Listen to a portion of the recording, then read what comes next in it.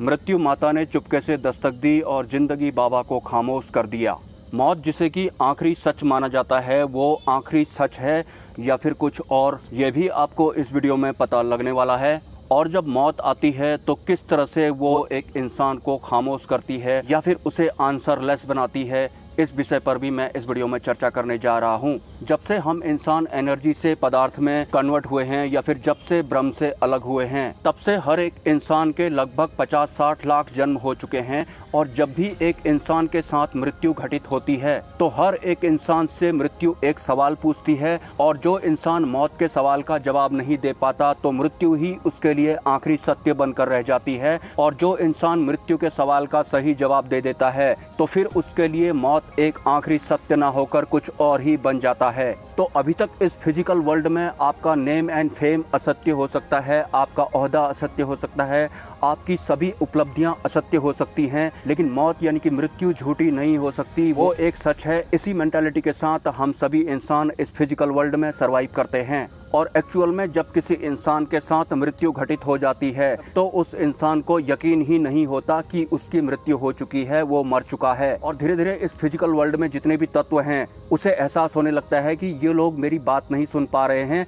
या फिर ये लोग मुझे नहीं देख पा रहे हैं। तब जाकर एक इंसान को यकीन होता है कि शायद वो मर चुका है। लेकिन मृत्यु घटित होने के दौरान उस इंसान का सूक्ष्म वार्तालाप शुरू हो जाता है, और वो सूक्ष्म वार्तालाप उसका मौत के साथ होता है। तो जैसे ही इंसान की मृत्यु से मुलाकात होती है तो मृत्यु उस इंसान से सवाल करती है कि परमात्मा क्या है, व्हाट इज परमात्मा। तो जिस इंसान की मृत्यु हो चुकी होती है वो मौत को जवाब देता है कि परमात्मा तो सब जगह है, उसी से ये सृष्टि चल रही है। तो मौत उस इंसान से कहती है, क्या तुम ये प्रूफ कर सकते हो, क्या तुम्हारे पास कोई सबूत है कि ये जो कुछ भी हो रहा है ये परमात्मा के थ्रू ही हो रहा है। तो वो इंसान परमात्मा को प्रूफ नहीं कर पाता है। मृत्यु अगेन उस इंसान से पूछती है परमात्मा क्या है, व्हाट इज परमात्मा। तो वो इंसान बोलने लगता है श्री कृष्ण ही परमात्मा है, उन्होंने बोला था कि मैं सर्वत्र हूँ, सर्वज्ञ हूँ, मैं ही परमात्मा हूँ। तो मौत उस इंसान से बोलती हो, अरे तुम कृष्ण की बात कर रहे हो, उससे तो मेरी बात हो चुकी है, वो तो उसका पर्सनल एक्सपीरियंस है, मतलब ये कृष्ण का निजी अनुभव है। Is it your personal experience, क्या ये तुम्हारा निजी अनुभव है।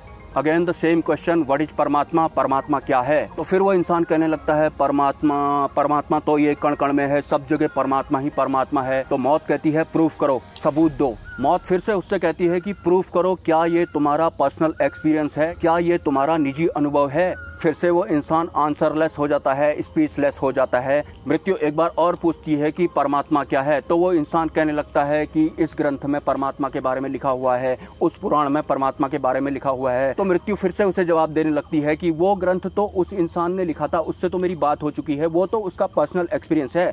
Is it your personal experience, क्या ये तुम्हारा निजी अनुभव है। फिर से वो इंसान आंसरलेस हो जाता है या फिर स्पीचलेस हो जाता है। तो उस इंसान के साथ परमात्मा घटित नहीं हुआ और वो परमात्मा को प्रूफ नहीं कर पाया।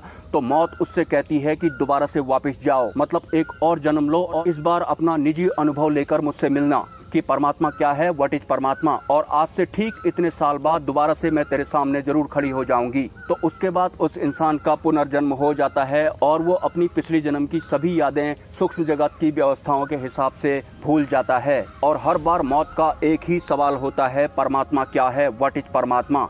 तो अगर आप मौत को ये जवाब देंगे कि भगवान कृष्ण परमात्मा है, उन्होंने बोला था कि मैं सर्वत्र हूँ, सर्वज्ञ हूँ, तो मौत का जवाब होता है, अरे तुम कृष्ण की बात कर रहे हो, उससे तो मेरी बात हो चुकी है, वो तो उसका पर्सनल एक्सपीरियंस था, तुम्हारा अपना एक्सपीरियंस क्या है, व्हाट इज परमात्मा।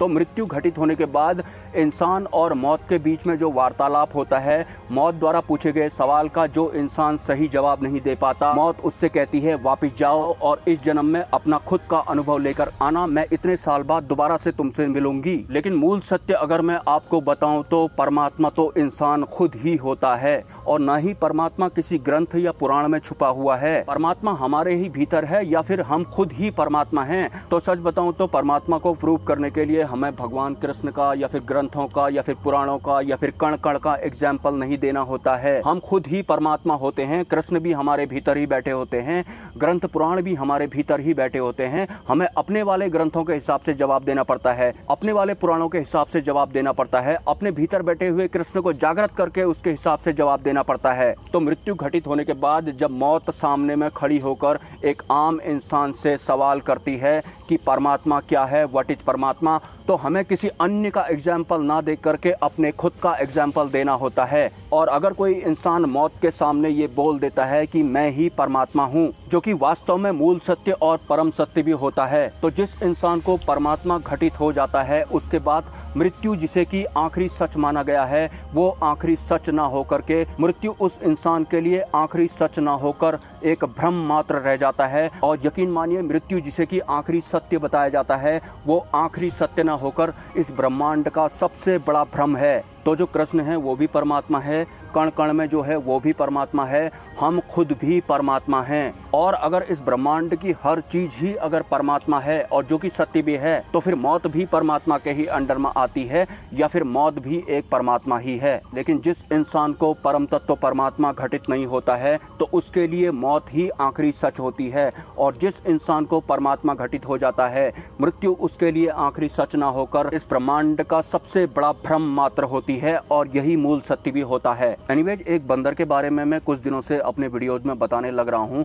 कि 5 साल पहले जो बंदर मुझे हर रोज मिला करता था, वो मेरे लिए कोई मामूली बंदर नहीं है। मेरी हर रोज की इस तरह की यात्रा के दौरान वो बंदर हर रोज मुझे मिला करता था, और 2 बार किसी अदृश्य शक्ति ने उसे भयभीत भी किया था। मतलब जैसे हाथ से मैं उसे कुछ खिला रहा होता था, तो अचानक से उसका ध्यान इस तरफ को जाता था या फिर इस तरफ को जाता था, और वो इतना ज्यादा डर जाता था कि खाना छोड़ के भाग जाता था। हालांकि 2 बार जब इस तरह की घटना हुई, तो मैं भी इस तरफ को या फिर इस तरफ को देखकर, मुझे वहां को देखकर बहुत गुस्सा आता था। हालांकि मुझे वहां कोई दिखाई नहीं देता था, और वो बंदर जो था या फिर है जिसने भी उसे डराया था, मुझे इतना गुस्सा आता था कि तू कोई भी हो, मैं तुझे नहीं छोड़ूंगा। इस तरह की बातें उस वक्त मेरे दिमाग में चला करती थी। और मेरे हर वीडियो में या फिर शॉर्ट्स में 70% तो यही बंदर होता था। इस बंदर की एक खास पहचान है कि इसके माथे में काला तिलक था, और इसके परिवार में जितने भी बच्चे थे या अदर बंदर थे, उन सबके माथे पर भी काला तिलक था। ये बंदर जो आपको वीडियो में दिखाई पड़ रहा है, ये वही बंदर है। और इन 5 सालों के अंदर में मैंने इसे बहुत सारी सिचुएशन से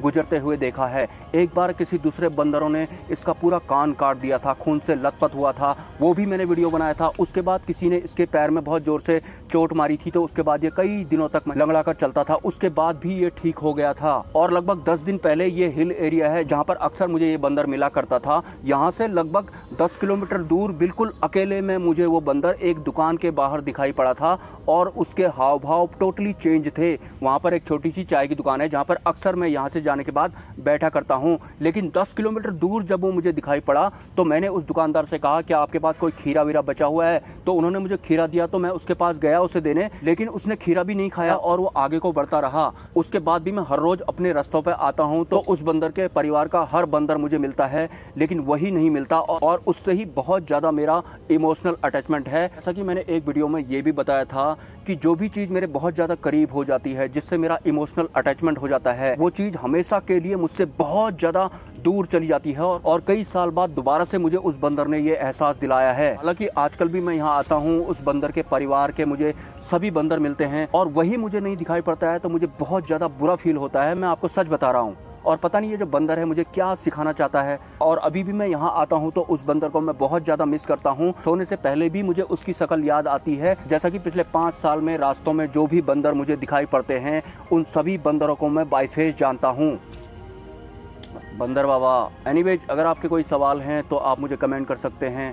अगर आप इस चैनल को सपोर्ट करना चाहते हैं तो इसी वीडियो के कमेंट सेक्शन में आपको एक UPI ID मिल जाएगा। स्वेच्छा से आप सपोर्ट कर सकते हैं, कोई ज़बरदस्ती नहीं है। मिलते हैं नेक्स्ट वीडियो में। ब्रह्मा, विष्णु, महेश, जय मां पराशक्ति।